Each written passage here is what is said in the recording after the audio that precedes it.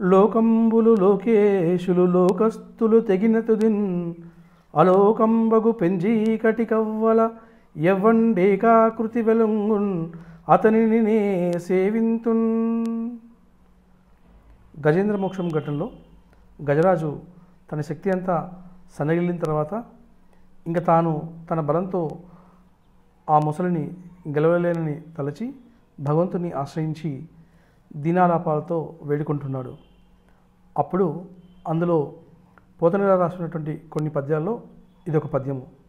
దీని భావం ఏంటంటే, లోకంబులు అంటే మొత్తం ఈ 14 లోకాలు, వాటిని పరిపాలించే చక్రవర్తులు రాజులు అందరూ కూడా లోకేశులు అంటే వాటిని పరిపాలించేవారు అని అర్థం.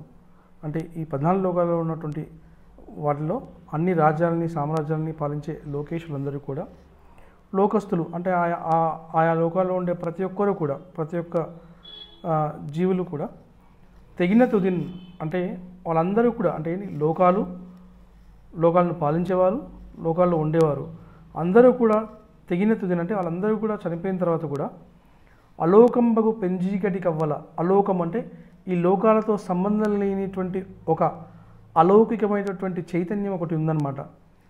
అక్కడ అంటే లోకంలో మొత్తం లేని చోట మనలాంటి వాళ్ళకి ఏం కనిపిస్తుంది? పెంచీకటి కనిపిస్తుంది.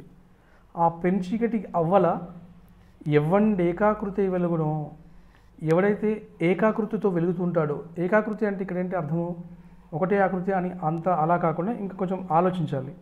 ఏంటంటే ఒక చైతన్యంతో ఎవడైతే వెలుగుతుంటాడో అతనిని నీ ఆ భగవంతుని నేను సేవిస్తున్నాను అని గజరాజు దీనంగా మొరపెట్టుకుంటున్నాడు.